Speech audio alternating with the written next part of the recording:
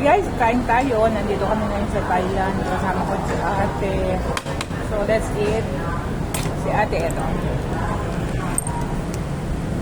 Ayan. Yung pagkain namin 65 baht lang yan. Pero loaded na talaga. Grabe. Sarap oh.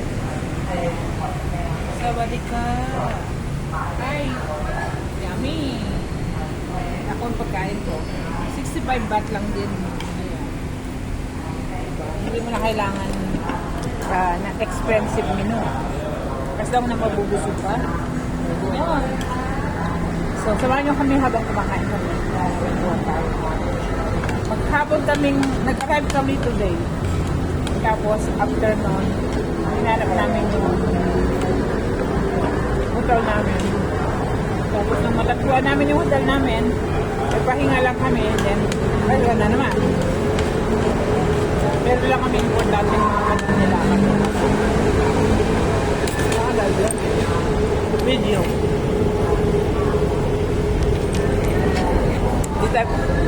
Di tayo pwedeng mag-live kasi wala tayong enough na wifi.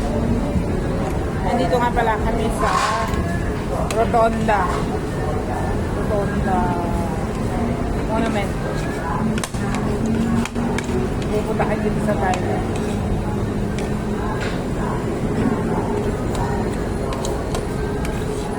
Sarap.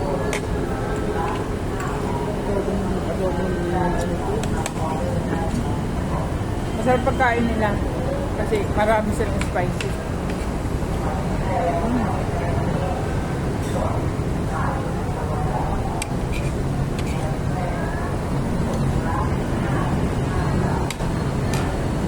Talaga.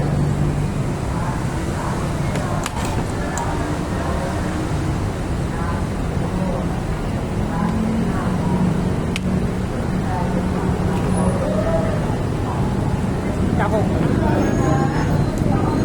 want chicken? Fried chicken. Pag-uwi namin ito, baka dadaan lang kami ng 7-Eleven. Bili lang ng something to eat later, baka middle of the night. Kasi hindi namin alam kung makakatulog kami agad. Kasi alam niyo naman, pag bago ka sa lugar, gusto na mamahay ka.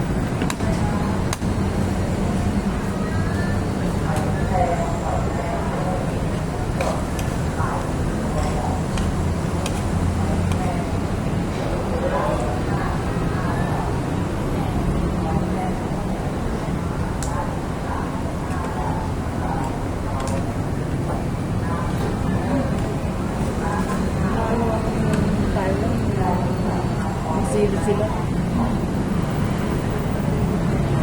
At saka mura ang pagkain nila dito guys. Sobrang mura ng pagkain nila. Kaya kung pupunta kayo dito, to compare sa Macau, mas mahal ang pagkain sa Macau na. Sa Macau, pag Thai restaurant ang pinuntahan mo, mahal na. Siyempre, nasa Tagwa. Pero bukas na train. Actually, plano namin talaga puro sa street kami kakain. Kataon lang dito kami napadpad ngayong gabi.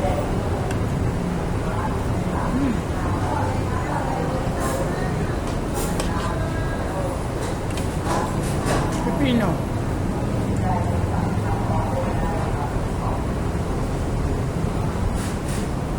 Tignan niyo ano guys. Sili. Sili. Oo. Tapos green. Oo. Tapos masarap ang timpla ng soup nila. Hindi ko alam ba.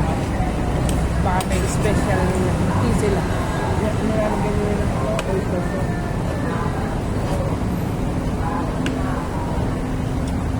Kanina tanghali naman, kinain namin noodles. Korude. Yung kay ate isang bowl lang na ganun, 150. Masyadong mahal. Sa akin 100. No? Hindi na kami ulit eh.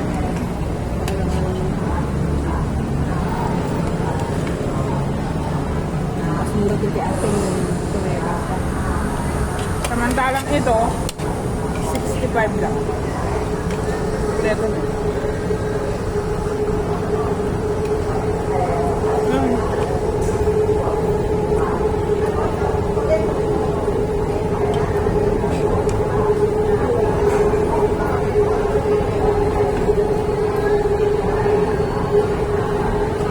Kailangan pagkain dahan-dahan para ma-feel mo siya. Kasi pag madali ka, hindi mo malasahan. Hindi naman, actually, ano na kasi, medyo familiarize na kami doon sa lugar na babalikan namin, kaya take it easy na lang kami.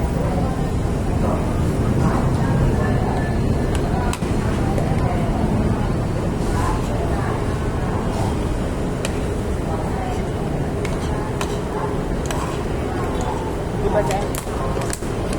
Yung almusal nila doon, red lang. Oh, probably much. Hindi daw ganun dapat. Kasi pag bread lang, magre-reklamo daw sa mga sa PayPal. Sa PayPal. Kasi hindi naman almusal yun eh. Coffee and bread lang.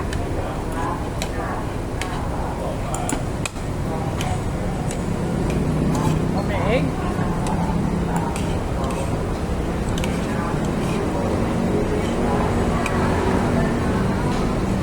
Kasi dapat free breakfast kami. Yung binok ni Mahal.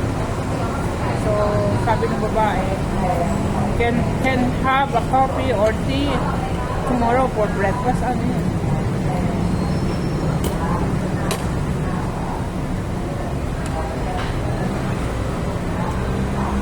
So guys, hanggang dito na lang. So see you next video. Okay? Iipon pa kami ang video ni Ate. Bye-bye! Thank you! Bye-bye!